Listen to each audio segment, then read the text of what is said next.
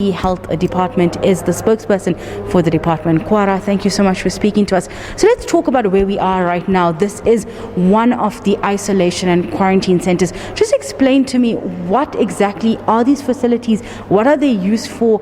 And what's the purpose of having these? So currently in Gauteng, we have about 4 quarantine isolation centers that have been organized by the Gauteng Department of Health. These facilities are spread out in the various districts in Gauteng. In particular, we have the NASREC Expo Center, which is also one of the quarantine isolation facilities in the Johannesburg district. So this facility has been in operation since about the 15th of June, so it's about 2 weeks plus that it's been operational. We have about 100 plus people that are COVID positive that are currently in isolation here. And additionally, we also have people that are under investigation in a certain section of this area on the other side, which is the quarantine section here at the NASREC Expo Center.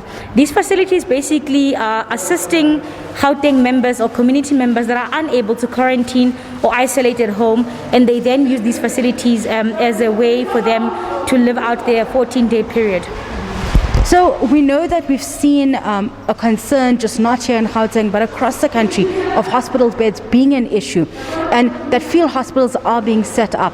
So we do know that this area has a capacity for quite more beds. What will be happening in that instances? One of the things that the quarantine isolation centers can assist us with, and it's something that we're exploring again, it's around the decongesting of our hospitals. So once we have, positive COVID-19 cases in our hospitals that are stable and can either be discharged or either go home, but alternatively they can come to these isolation centers to, sort of the 14-day period to spend it here. So these facilities can also be used to decongest our hospitals and free up some of the much needed beds. But also the decongesting also involves the assisting with the resource, human resource capacity there. So if you have lesser people that are in hospital, it also assists our healthcare workers.